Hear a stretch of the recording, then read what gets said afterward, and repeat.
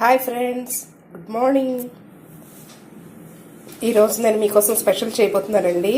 అదేంటి అంటే చిరుధాన్యాలతో మనం ఈరోజు బిర్యానీ చేసుకుందాం. ఇవి సామలు అంటారండి, వీటిని లిటిల్ మిల్లెట్స్ అంటారు.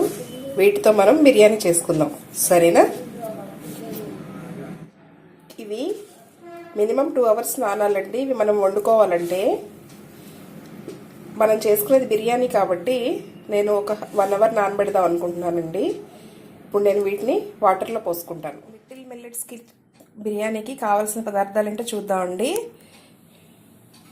ఒక ఉల్లిపాయ అండి, అలాగే ఒక టమాటా, కొద్దిగా కొత్తిమీర, 4 పచ్చిమిరపకాయలు, కాస్త కరివేపాకు, ఒక క్యారెట్ తీసుకున్నానండి, అలాగే గ్రీన్ పీస్ పచ్చి బఠానీ. ఇవి మొలకలు వచ్చాయండి. మొలకలు వస్తే బెటరే కదా. తర్వాత 1 స్పూన్ అల్లం వెల్లుల్లి, రుచికి సరిపడేంత ఉప్పు, గరం మసాలా, అలాగే కొద్దిగా ఫ్లేవర్ కోసం అనాస పువ్వు.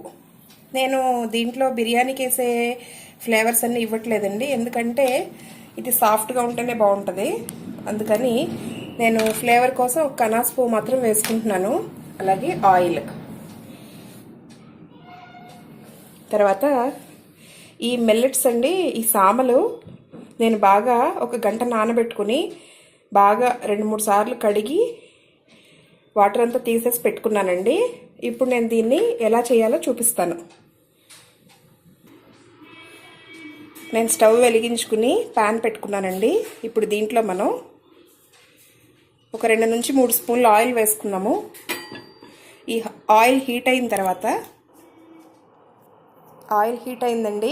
నేను తీసుకున్న అనాస పువ్వు ఆయిల్లో వేసానండి. అది కొంచెం వేగిన తర్వాత చాపింగ్ ఆనియన్స్ వేసుకున్నాను.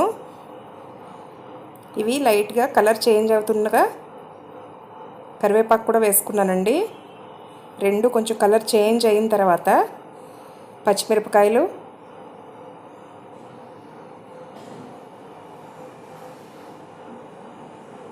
అలాగే క్యారెట్, పచ్చి బఠానీ ఇవన్నీ వేసుకుని ఒకసారి వేపుకుందాం మనం. ఇవి కొంచెం కలర్ మారిన తర్వాత టమాటా ముక్కలు వేసుకోవాలండి.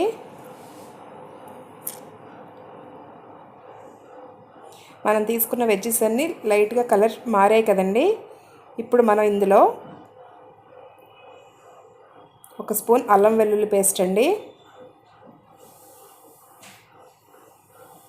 అలాగే నేను 1.5 కప్ సామలు తీసుకున్నాను కదా, దానికి 3 cups మెజర్తో వాటర్ తీసుకున్నాను. ఆ వాటర్ అందులో యాడ్ చేసేసుకున్నామండి ఆ వెజ్జీస్లో. అలాగే ఈ బిర్యానీకి తగినంత సాల్ట్ వేసుకుంటున్నాను. నేను రాక్ సాల్ట్ తీసుకున్నానండి. నేను అలాగే ఒక 1/2 table spoon garam masala powder. ఇవన్నీ వేసుకున్న తర్వాత ఈ నీళ్లు మరగాలండి. ఒకసారి కలిపేసుకుందాం మనం గరిటె పెట్టి. అలాగే ఈ సామల్లో వాటర్ అంతా తీసుకుని నేను సపరేట్ చేసుకున్నాను. ఇవి ఆల్రెడీ మరిగిపోతున్నాయండి వాటర్.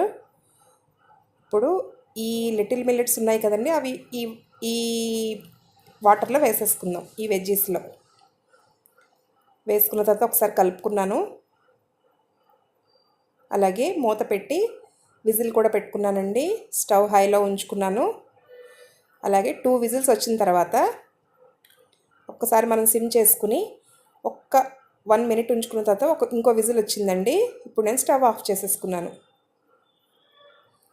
ప్రెషర్ అంతా రిలీజ్ అయిన తర్వాత మూత తీసానండి. చూస్తున్నారా, పొడి పొడిగా చక్కగా సామలతో బిర్యానీ రెడీ అయిపోయింది. ఇప్పుడు నేను దీన్ని కొత్తిమీరతో మొత్తం కలుపుకుంటాను.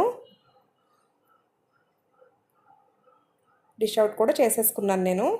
చూస్తున్నారా, సామలతో వెజిటబుల్ బిర్యానీ రెడీ అయిపోయిందండి. మీరు కూడా ట్రై చేసి టేస్ట్ చేయండి, చాలా బాగుంటుంది. ఈ వీడియో కనుక నచ్చినట్టయితే లైక్ చేయండి, షేర్ చేయండి, సబ్స్క్రైబ్ చేసుకోండి, బెల్ ఐకాన్ క్లిక్ చేయండి. Bye bye.